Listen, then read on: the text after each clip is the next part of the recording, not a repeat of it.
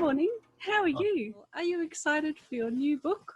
Yeah, no, I am excited. It's really weird having it coming out now, I think, just because it's a very odd time to be having a book come out. But no, I think I'm excited in that, terrified way that you usually are. Okay, you have a usually, you see. This is my first time. So the terror and excitement coexisting is normal, you're saying. That's a good thing to know. Yes, it is.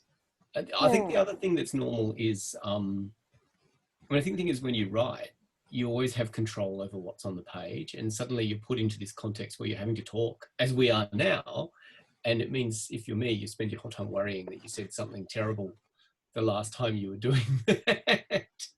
So, I think that kind of loss of control of how, suddenly you don't have control over it all, which you do when you're writing. So yeah, I think this whole series is part of me coming to terms with having no control over my image being out there.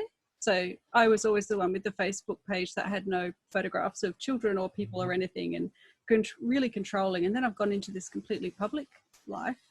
And then I thought, other people are going to take photographs and I'm going to say things on stage and I'm going to have no control.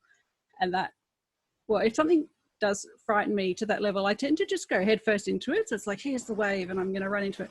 So I started this, although I do edit, and that is a lovely power. You're probably a lot more used to hearing yourself speak about writing and about what you've written. And those two things, I wish I could practice for about 2 years before I actually have to do it properly. It is. I think one thing that's really hard about, like I said, it's that thing about control, but it's also about needing to find a level of how much of you is in the public sphere that you feel comfortable with. And that's partly about going, well, these are the things I do and don't talk about. But I think it's also about I used to find public stuff really, really difficult. I don't find it terribly difficult anymore, but it's partly because I worked out how, I guess, to inhabit a version of myself that I feel comfortable being. Does that make sense? Yeah, and it's probably, I don't know. One of the weird things also about doing it as an author is if you are an actor or a TV person or any of those things, they train you in this stuff. And we don't get trained in it. Like you just suddenly, and everyone says, oh, it's all about you're suddenly private and you're thrown into the public sphere. It's actually, I don't think it's quite about that. I think it's about how do you manage that interface between the two? And it can be quite challenging, Yeah, and to be so self-reflexive on your process. And I think, and this is why when I've heard you speak about writing, I've always had these moments where I've gone, that explains it. What you've said there explains it. So you were talking about writing second drafts. You've talked about the process of how you start a novel and where it takes you, and then how you might, you have to sometimes abandon certain ones and those sorts of processes that you talk about so clearly. And I think that explains it. Can I copy and paste that, please? So when someone asks me, I'll put that in, and if I could do a mishmash of what people have said, that would be great, because I think that's a skill to know what you've done. Absolutely. I also think, though, with all of that stuff, like it's so, like the couple of times I've had for one reason or another to go back and look at what I actually did as opposed to what I remember doing, like the gulf between, like you often think, oh, I started this book in 2017, and you go back and you discover you started it in 2014 or something like that, and you're kind of like, oh, well, I was writing it for like 3 years before I thought I was. But it is, but also, there are sometimes I go back and look at things and there'll be whole versions of projects that I wrote, tens of thousands of words that I have no memory of. And you just think, I must have spent months on that, and I've just sort of edited it out of my brain, So, but there's something very weird about that way different versions of the book sit on top of each other, and your brain builds you a narrative of how you wrote the book or made the project. But when you actually try and line it up with the information, often it's not right at all. It's like you've kind of, it's like your story of the relationship. It's often not quite the one that the other person might have. Yeah. Yes. Yeah, absolutely. And in writing Ghost Species, your newest novel, so is it an image? Now that I've read some, I can actually look at it and think, so what are we seeing there? I think it's a really I actually think it's a really clever cover. So the cover is an image of kind of, you know, primeval forest with moss and stuff, but they've actually mirror imaged it in the middle. So you've got this kind of sense that the forest is both up and down at the same time. And I just think it's a really clever image because it's very much kind of what the book's about. I had absolutely no input into it, so I can't claim any responsibility or any credit for the cover. But I think it's a very clever and simple way of kind of representing what the book's about. Yeah. I mean, I think one of the things that happens when you publish books is they go into the world and, you know, they're not yours anymore. But one of the things that's actually really interesting about doing publicity around books is that you discover what people, you hopefully discover what people thought was interesting in them. And often it's not quite what you thought was interesting. Yes. Does that make sense? You know, like sometimes Yeah. you know, when you're talking about doing your pitch, but it's also that thing about, you know, you turn up to interviews and people ask you questions and you begin to realize what they've found engaging in the book. And sometimes it's not quite what you thought it was, you know, so that's always really interesting. The first thing that hit me in the prologue part was the relationship between word and the world. And because I've done a lot in my PhD, I did a lot of Derrida theory on words and their connection and post-structuralist sort of stuff without getting too heady on everyone. But how we conceptualize the world and how we name things and how that relationship has power and how it came about and what we do with it from here once we've been able to conceptualize that. And so that whole thing just sent my brain off into a, okay, that was so big. And then what on earth is he going to do to follow that in the prologue? And did you intentionally do that, do you think, in the beginning, to sort of say, this is the scope of this, and now I'm going to tell you the story of how we get that big? Or is it just a random thing you shove at the front because you just weren't sure what to do? Or All of the above. No, look, I mean, I'm not a very organized writer. Does that make sense? So I tend to write very much in, you know, I write looking for the thing. So I'll often have a sense of the shape of it and I'll have a sense of what I want it to sound like, but I won't have a lot of the detail worked out. So I'm not a big planner. But I mean, I certainly with this one, I knew right from the beginning, one of the things I wanted to write about was that sense of, I guess, the kind of deranging of the world around us, that sense that the deep past is collapsing into the present, that sense that, you know, temporalities, kind of scales of time, are all out of whack. And that's why this kind of idea of resurrecting the human species, resurrecting extinct species of other kinds, seemed to me to be such a kind of potent metaphor for all of that stuff. I mean, it seemed to me you have this kind of idea of de-extinction, the bringing back of creatures that, you know, and people who are gone, and remaking them in the world. And it did seem to me to be such a powerful way of talking about that sense that time is sliding out of whack, that sense that the world is, you know, all of the kind of temporalities are going wrong, that sense that we've got this kind of geological transformation going on around us in human time, which is kind of deranging. So, I mean, I think I had all of that right from the beginning, and I had all of the stuff also about, I guess, the quite human stuff about the child and this kind of family unit. Yeah, so no, I certainly had all that stuff. And I guess the stuff about language kind of flowed out of that a bit, because it does seem to me, once you're talking about the kind of disappearance, one thing the book is very much talking about is the kind of disappearance of animal species, the sense that the world is being, I guess, kind of thinned. And there's a moment in the middle where one of the characters is talking about a website called The Extinction Diaries, and it's this kind of, someone's been keeping a kind of catalogue of species that are disappearing. And I guess once you're talking about those kind of disappearing animals, I was really interested in the idea that when things disappear, it's not just that a kind of biological entity disappears, it's that a whole kind of way of being in the world disappears. You know, river dolphins have disappeared in China. They had a way of being in the world. There's nothing else like that. They had a culture, they had a you know, they may not have had language, but they had a kind of culture and that kind of, you know, a way of being in the world. And so that loss seemed to me to be something that was worth thinking about.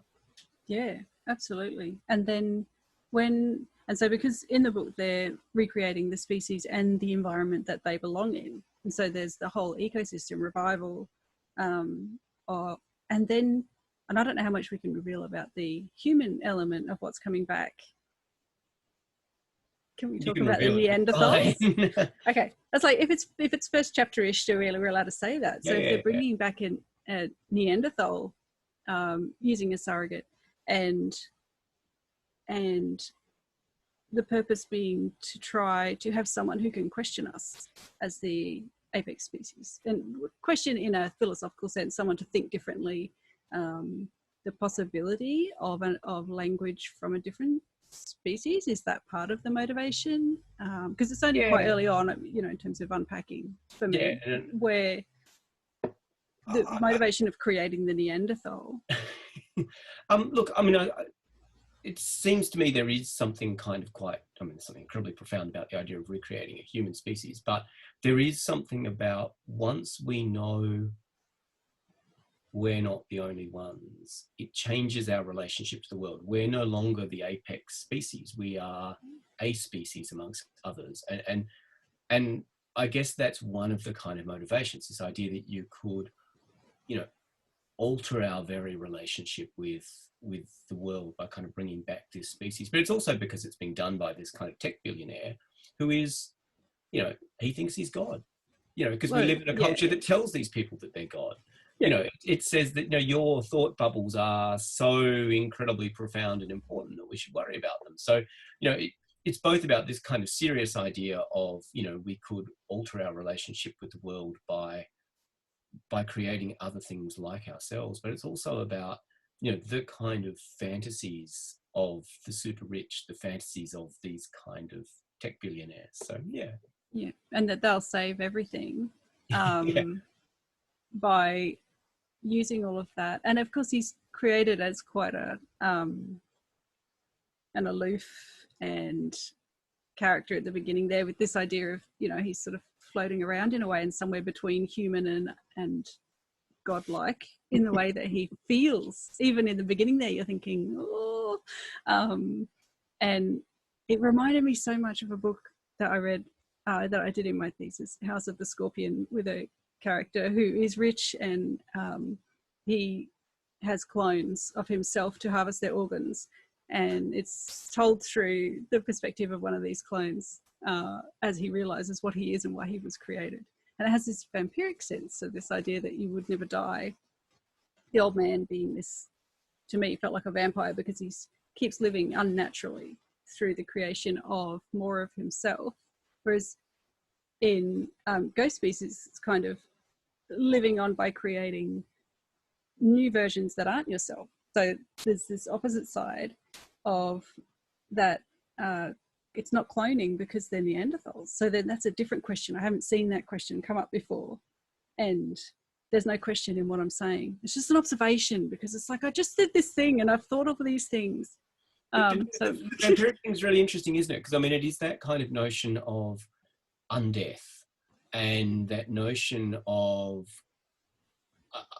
I guess, this kind of a weird state, which is both and neither. And that seems to me to be, at one level, what this stuff is like. I mean, it's this kind of sense that Robert Macfarlane's got this great term where he talks about Anthropocene unburyings and unburials, and this kind of notion that all of this stuff is kind of escaping from the ice. All of this stuff is escaping from the earth as the planet changes. So this kind of sense that time and life are kind of running in the wrong direction. So I mean, I think that vampiric thing is not a bad, in a weird kind of way, is not a bad way of thinking about this either.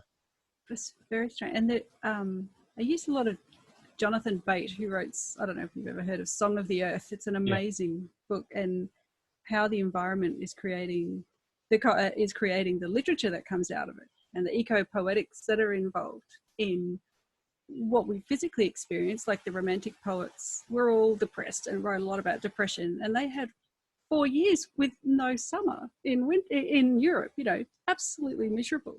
but no one mentions that bit. It was just like the world was very sad at this point or something, you know, just magically. They don't mention the environment that created that.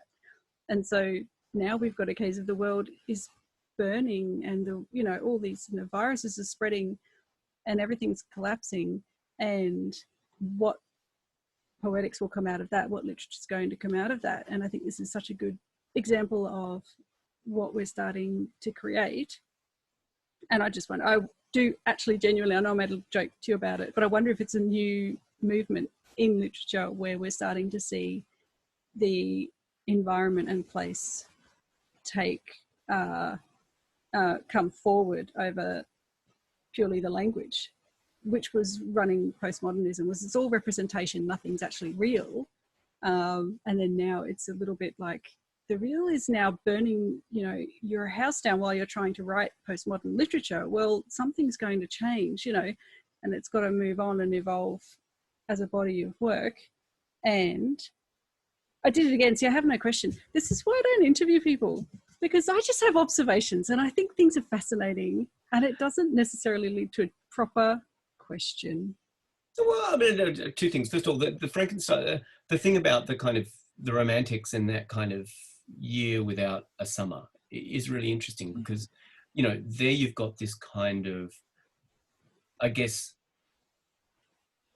the development of a kind of literary form. And in a sense, the thing that comes out of that one that's really, really interesting is, of course, Frankenstein, because Shelley wrote it in the middle of that summer when they were sheltering at the villa, you know. And so in a weird kind of way, you know, you have the creation of a kind of literature which is all born out of kind of birth and transformation and, you know, science and the kind of Promethean aspects of science and all of that going on in the midst of a kind of climate-induced moment, which is, it's a kind of interesting correspondence when you think about it.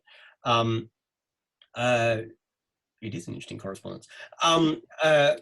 But I mean, yeah, no, I do think that there is a kind of shift going on in literature at the moment. It's been going on, I guess, for 5 or 10 years, and part of that is, you know, people talk about cli-fi, you know, and I'm not a huge fan of the term, but it does seem to me that there is developing a kind of body of work which is engaged with a whole series of questions around the environment, environmental crisis, you know, climate catastrophe, all of those kinds of things. And you're seeing the kind of evolution of a kind of writing, or the development of a kind of writing which is engaged with those questions, but also engaged with those questions by talking about place, by talking about history, by talking about the connections between environment and history, between colonialism and history, and colonialism and climate. I mean, all of those kinds of questions. And I think one of the things that is really fascinating is that you're seeing over about the last 5 years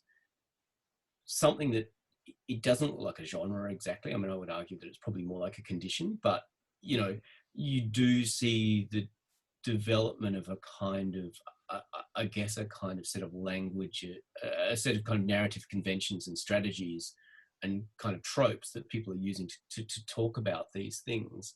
Yeah, no, I mean, it is interesting. I just to flip back slightly. I mean, people often talk about these as a genre. I don't think that's a useful way to talk about it. I mean, I think that you have to think about these things as being, it's like modernity. It's a condition, you know. Yeah, I mean, it's a tangible condition everything. that touches everything. Yeah. You know, and so, yeah, if you're writing about the modern world and you're not writing about the environment, you know, half your story is missing. Yeah. Well, yeah. And because I wrote my novel before the fires had happened, and she drives through that land, and it's always thrown me that now that land is different and the people are different and the way they act and feel would be different because of what happened. And I can't go back and rewrite that now because it's part of what it was. And, you know, and that's life before now. And we've started this before and after again. So it's sort of before the fires and after the fires, before the virus and after the virus. And there's a before cloning and after cloning, and Frankenstein probably being the first clone that was in literature in a way. And then now we've gone from cloning to that blending of time where you're then going to have the Neanderthal there. It's thrown me. It's really thrown me. This idea, it never occurred to me. Do those the genes that are coming through in the Neanderthal, do they play a part in the novel as a whole? How much science research did you do? And I know you're not very big on excessive research because this is a narrative and a fiction and it's a book. But, you know. Look, a bit. I mean, so the science is powered by a kind of, we probably can't clone Neanderthals. We don't have the genetic material that's available is not complete enough. There are certainly ways of kind of reverse engineering them. And they could, I mean, like lots of these things, we could certainly make an approximation of them. But I mean, having said that, the science gets better all the time, so who knows? But yeah, I mean, there's quite a lot of science in it. But I made a decision quite early on that the science was not going to. I felt the reader's appetite for technical discussion was probably limited, and also, quite a lot of it's kind of speculative or imaginative. And I mean, I do think, around some of the climate stuff, some of it's a bit accelerated, some of it's been, kind of managed a little bit to kind of make it work better dramatically. But having said that, I mean, one of the things, I think like a lot of people, I was fully aware intellectually of the kind of rapid increase in kind of bushfire risk, the rapid increase in bushfire severity. And I was still completely thrown off balance and, amazed by what happened over the last summer in Australia. Like that thing where I had a complete intellectual appreciation of the fact that that might happen. And then when it actually happened, you kind of went, oh my God, this is so much worse than I thought it was going to be. And that kind of gulf, I think, between what we think, what we kind of know is possible and what actually happens can be quite disconcerting. Yeah, it's like having children. It's like no matter how much someone tells you and you know what's going to happen, or homeschooling them during a virus, you get it, like, okay, they'll be here and they'll do that. And then it happens. You're like, what? I didn't know it was going to be this hard. Or I didn't know, because you can't, some things are there are no signifiers for, there's no words to actually create an emotion within someone where they're going to understand. So we had no warning on this one exactly, although some people might disagree. But it's very different. And do you think that will affect your future writing now, knowing those things, having a lived experience of the fire, being that present, or viral concerns? Do you think that'll change how you write them emotionally? Yeah, I mean, look, one of the things I really wanted this book to do was I think one of the things you do with any book is you're thinking your way through something. But one of the things I wanted to think my way through was, I guess, those habits of denial that we all have about how bad things actually are. And I wanted to try and strip some of that away and kind of ask myself, so what happens if the worst happens? Because we're certainly on track for the worst. And so the book's very much about trying, I think, to grapple with that sense, to say, look, let's be honest with ourselves about what's going on. Let's stop denying the reality of what's going on. So I think that's one of the things it's very much about. So it's unlike a book like Clade, which is very much about trying to open up a kind of space for, I guess, kind of intellectual and political possibility. This is a book which is about saying, so what happens if that doesn't work? What happens is a much darker and I think more despairing book in lots of ways. But I guess one of the things, there's a lot of fire in it. And one of the things that was very disconcerting was I ended up doing all of the editing and doing all of the proofing, in Sydney in, December and January, and the city's choked with smoke. So you're doing this kind of weird thing where you're writing a book about the end of the world, editing this book about the end of the world, as it feels like the end of the world, and for lots of, of places it is the end of the world. This was one of the other things I wanted the book to think about, was that idea that, the apocalypse can happen in lots of small, the apocalypse is actually lots of small apocalypses, if that makes sense, and they may all come at different times. But I mean, the stuff about the pandemic's really, really interesting, isn't it? Because I mean, it seems to me the pandemic, I mean, who knows what comes out the other side of this? I have no idea. None of us have any idea.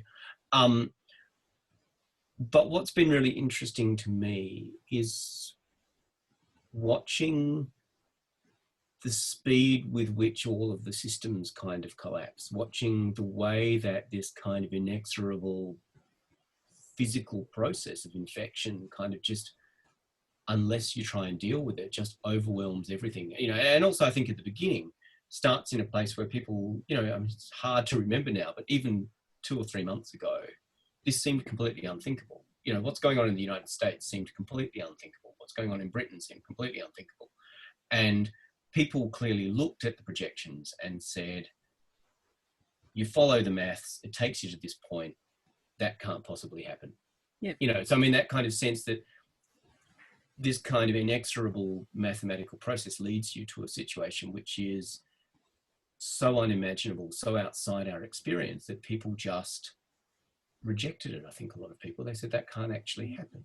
And of course, that's not how it works. Like, you know, the problem with those mathematical processes, those physical processes, is that they don't care about what we think is imaginable, what we think is possible. You know, that's where you end up. And I mean, I think that's part of what went on. I mean, you could see, and it's really weird now because like everything's moved so fast. It's really hard to remember what it was like in January or February. But, you know, I mean, I certainly remember having conversations with people back then where they, you know, you kind of hear that no one really believed this might happen, you know, and even then it was pretty clear that this was going to happen. If the infection rate is this, if the infection rate is X and the mortality rate is Y, do you know what I mean? Like, you know, that's where you end up, you know, unless you try and slow it down. And so I mean, in a way, I think that's it's been really interesting for anyone who's interested in climate, because in a sense what you're watching is an analogous kind of process to kind of climate catastrophe, but played out over weeks rather than over years, you know, and that's been really fascinating, just watching the way it has just swept everything before it, you know. I mean, the world is utterly transformed, and it's taken, what, 6 weeks, you know? Yeah, I know. And the things that we were saying, literally, there were just moments before, because of the fires, and everyone was talking about how important the environment was and to protect the environment, trying to raise awareness around all of that. And then this happened and certain things just went flying out the window. So no longer, you know, people were hoarding things and not caring anymore where the toilet paper came from, or not caring anymore about all of these other concerns, because this one felt more present. And it just shows the basic nature of humans, which is basically what's in front of my face is what I'm going to deal with and accept is happening. But I really, you know, the other ideas I can just take and leave as I please. Everyone wants to deal with only what they have to in the immediate time, and the environment being something that's very easy to block out for a lot of people until it knocks on your door. Which it did last summer. Which it did. And then, but that all just was pushed aside so quickly for this, but do you mean I won't have toilet paper concern, you know, which was very personal. And then you think, you know, if you could just widen what you're thinking here and apply that same sense of urgency to what's happening in the slower apocalypse that's going on, things might have changed more. And yet you do see this idea that, but, you know, we can't stay home because the economy would collapse. And then even my teenage daughter was told this by someone who said, oh, no, they won't keep us home for that long because the economy. And then she just said, but the economy doesn't mean much if we're all dead. For you and this book coming out now, and that you have other ones to compare it to and things, do you think it will actually make a difference, or you already have an established readership so it won't really be a problem, that you can't go and whatever it is you normally do, I guess, tour? Yeah, well, you can't do any of the stuff you'd normally do. I honestly don't know. I can't believe it's going to help. But, you know, they keep saying you know, kind of, I don't know, publishers keep saying fiction is selling, so I don't know. Look, I just don't know. You can't do any of the stuff you'd normally do. I think in a weird way, I do think at the moment it's very difficult to get people to think about or talk about anything other than the pandemic. Having said that, I think some people, including myself, my general feeling is that a lot of people have gone from constant obsession with what's going on to actually needing to pull back a bit, which is quite interesting. I know I have. I can't. Yep. I just can't sit looking at live blogs all day because it makes me too agitated. But I mean, I do think that the book. Look, I think a number of the things the book is speaking about kind of speak to this moment as well. So hopefully that will work. But yeah, I mean, it is really hard to know. I genuinely have no idea what the impact on the book's reception will be of this. I suspect it's much harder to get people to have conversations. As I say, I think you lose all of the things you'd normally do for publicity. But, you know, I have no control over any of that. So, you know, there's no point getting cut up about it, if that makes sense. And I mean, and also, look, to be honest, someone asked me the other day whether I was, I guess, kind of upset that, you know, you couldn't do all of the normal things you do around a book. And my feeling is not, my feeling is more that I feel incredibly lucky that I'm in Australia, that we've got things reasonably under control, that we're not in the UK, that we're not in the US, and that there is something kind of grotesque about worrying about the impact on your personal life when all of these terrible things are happening just next door. Does that make sense? You know, so I mean, there's a level at which I guess I kind of can't get myself to that place where that seems like something worth worrying about. Does that make sense? Because it seems to me that the other things that are going on are so much more significant and so much more important that I just feel lucky most of the time. Yes. I agree. Well, I feel lucky because I get out of a lot of things that might have been really difficult. And instead of worrying that I'll miss my children and not be here for them for the first time in a long while, if I go and do things, now I've got the opposite, where I have them a lot. I think I'm more concerned about, okay, is my mum staying home? Is my grandma okay in the UK because she's 93? And those things seem so much bigger. That's kind of how I mean, I think, you know, I find aspects of this inconvenient and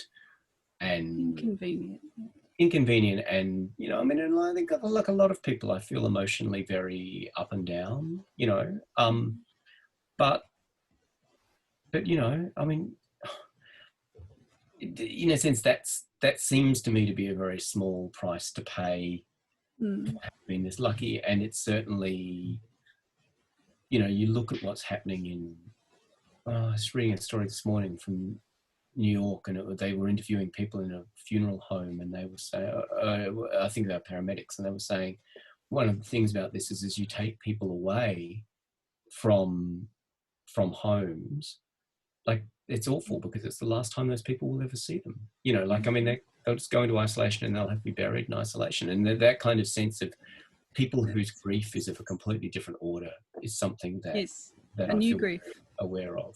Yeah, you know.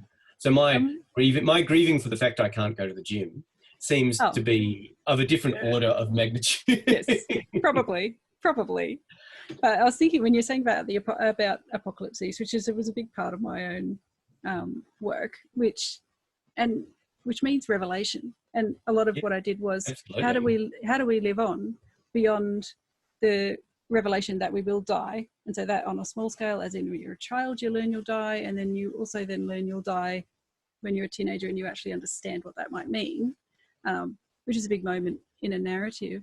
But then to learn, obviously there's a moment you realize the whole world may end, which is a different type of apocalypse. And the hardest thing, normally I found anyway, was that for people was that life goes on. So assuming you didn't die, or if you did even, because it was fiction, so whichever, it was that the banality of that things still continue was the hardest part. So we still have to make breakfast, even though this is all going on in the UK, or even though people are going to the funeral homes and dying these sad deaths, you still need to have a shower, you know, and those things become really surreal because we now have this other knowledge. Yeah, I mean, I think that kind of notion that the world has changed because you see something different and it is very powerful. I also think one of the things that happens is that, I mean, there's a level at which death, extinction, all of those things are fundamentally kind of unknowable, you know, and I think our minds just kind of glance off them, you know. So I often think a lot of that stuff about grieving is actually about the fact that you're trying to grapple with something that's actually really hard to think about, you know, and I mean, I think that comes back to some of the stuff we were talking about before about trying to think about catastrophe, trying to think about, you know, the scale of the transformation taking place. It is kind of fundamentally, our brains just can't deal with it. But I mean, I think at a kind of personal level, all of that stuff about your personal extinction, you know, the loss of people around you, things like that, it's really, really hard to think about. And so you have this weird thing where you're trying to grapple with, you know, the biggest thing possible, and then you end up kind of living, as you say, in the kind of banality of the moment, you know, and it's a very, you know, I mean, it's like that weird thing about kind of people who are very ill and are in hospital, and you always feel like the rooms that they're in, that they're dying in, should be very sacred places. You know, they should be places where everyone is very serious and focused on what's going on. And that's not my experience of them. My experience of having been in them a number of times is that they tend to often be quite, everyone's chatting and joking and laughing, because in a weird kind of way, what else are you going to do? You know, like, you know, and these are the last minutes we'll be together. Why don't we all talk to each other? You know, and so I mean, I think that kind of sense of the mismatch between the immensity of what we're trying to think about and talk about and the ordinariness of life is one that's really interesting and powerful. The slippage and the constant missives. And do you think, so would Davis, if he was dying, and you can't tell me if anything like this happens in the book, would he clone himself because he thinks he's going to save the world? Sorry, I just asked a question. I don't know. Davis goes off the rails in some slightly different ways. Yeah, but I mean, I think that stuff is really weird about people. The person who writes about it really, really well actually is Don DeLillo. But I mean, that Don kind DeLillo loads. Yeah, after the end. No. But I mean, what's the most recent Don DeLillo? I can't remember what it's called. I could look on my shelf and probably see it. I was going to say mine are up at the back.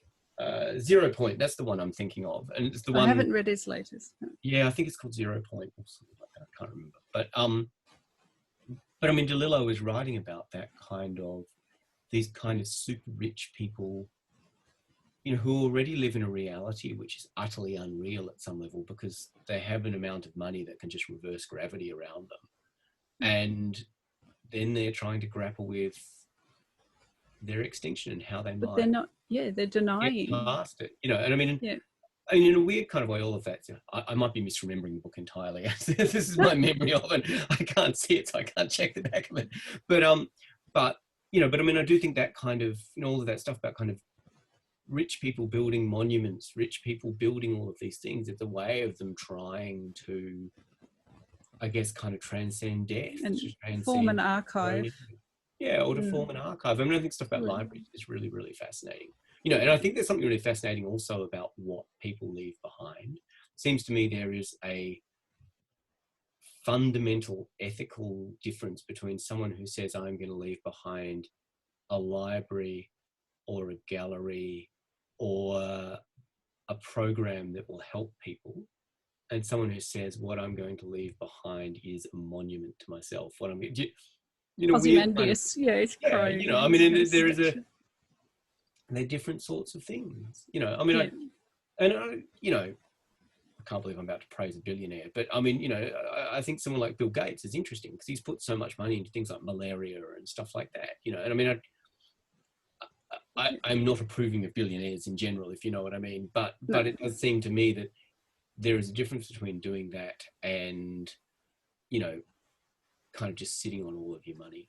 You know, well, he's really trying to make amends for Word, like which is, you know, which is a good thing. to try It and... seems a pity that when faced with kind of tax regimes that might stop people like him appearing, he then, you know, says that these are dreadful and un-American, but, you know, we won't think about that. No. But yeah, absolutely. And I think it's Hutchins who talks about how we're, with that, creating that archive, whether it's a social media archive or wherever it is, and that, you know, your Facebook profile will still be there even after you're gone, and these strange things, that we're narrating our future histories constantly.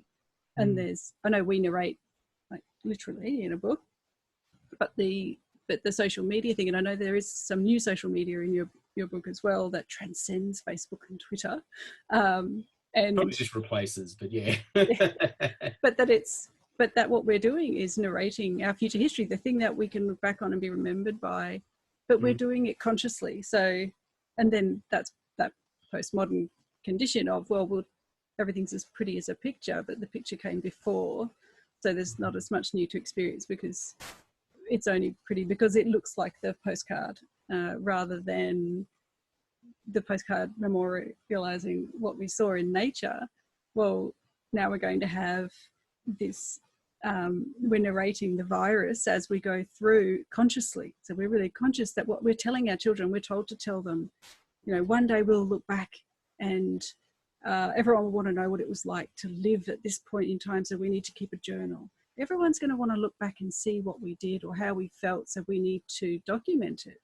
And they don't know what that means. They don't know. They're like, why would I want to look back on any of this? Why would I care? Because they're actually trying to live it. But how do you live it while you're trying to record what it is you're supposedly living? And they're trying to be present, and we're all saying, oh, you should write this all down. And there's this real tension between the future, like you were saying with time, just feels like it is collapsing, where we're thinking ahead of how we will retrospectively remember. You're very patient. I will keep going. You really should interrupt me when I'm talking. I do. I think that stuff about keeping a journal is really interesting, because I mean, this kind of notion that I think if you're someone who writes anyway, a lot of your way of being present is actually to write, you know. So, you know, I know that my way of understanding and thinking about the world is through writing, and, you know, through talking as well, but particularly through writing, you know. And I think, to me, it seems natural that the way you would be more present in this moment would be to kind of be recording it as you went along. I suspect for lots of other people that's not the case at all. You know, I mean, I think there's one of those things where people who write assume that everyone else thinks the same way, and I'm not clear that everyone else does think the same way. You know, I don't think anyone thinks like different me. ways, you know. Yeah, but do you know what I mean? I mean, for me, that process of writing is a way of being present, you know, but I suspect for lots of people it's not, you know. It's just been like the crappiest school holiday of all time, because both their parents are like desperately trying to work, and we're like, you can't go outside, you can't do anything, but you're not allowed to watch screens all day. You know, it's like, so they, which of course they end up doing. You know, I mean, one of them sits there and paints and watches television, and the other is just like bouncing on the trampoline for hours while staring at YouTube. It's like, you know, this I actually feel really sorry for them. I mean, it's so, I know. It's really, well, it's so boring. But I mean, it's also, I think, the longer this goes on, the more the kind of psychological damage, particularly to kids who've been locked up for a long time, or to, you know, I spoke to a friend the other day who's basically been isolated now, you know, for like a month and a half on his own, you know, and he goes walking on the beach in the morning, but he doesn't have any physical social contact with anybody, and it must be awful. You know, it's a long time. And I think I've said it before, my worry is that it becomes okay, and that becomes normalized. And for my children, I know, you know, for two of them, they're perfectly happy. Well, definitely one of them, very happy to not have to leave the house ever. Yeah. And I mean, will quite quickly abandon the need for other humans. And I think, no, we've worked so hard to have them be social, being on the spectrum, and it being harder and difficult, but rewarding and necessary, to then have this complete out clause where you no longer have to try. And then what will we do when we emerge from our little bunkers, and how are they going to adjust to then having to do that again from what seemed much easier? Well, I certainly think that there are a series of, I mean, I feel really worried about what the long-term impacts on a whole lot of things around bodies and touch and things like that are going to be like. It seems to me there are lots of people, the elderly, the disabled, people like that, for whom physical contact is already something that is, you know, it's something that we all need. It's something that's very natural. It's something that humans need, but it's already very difficult for them. And this kind of, by making all of those things about physical contact weird and difficult, seems to me to be a really bad outcome for lots of us. But also, I think we live in a society which already, the machinery of the society, the technology of the society, our economy, you know, the kind of capitalist system we live in exists to atomize us, you know, and it's very, very easy to live in your house, to order takeout, to work from home, to, you know, in a sense, to have no contact with other human beings, which then I think drives a whole series of things around people feeling anxious and isolated and frightened of the world. And I just feel like this is going to make all of that even more intense. I mean, that kind of atomization of us as individuals, you know, what you're saying, I mean, it seems to me that this is just going to make, even once they start to roll all of this back, that will all be much worse than it is now. It will be quite difficult, yeah. I think. I mean, I worry that we end up lonely and isolated kind of permanently as a result of this. But we won't, because I just keep calling everyone and saying, chat with me. That's my goal. And that's because I worried that I would just be, oh, okay, great, I don't have to talk to anyone, when I know that I find it rewarding and I love doing it. My immediate instinct is to not do that and to look down and just be in my own world. But it makes me miserable. So to fight that, I'm like, no. You know, writer events were the one thing that I could do that I really enjoyed, that I always came back from feeling better. And I thought, well, that's, yeah. So I started to ring people. And that's what I did.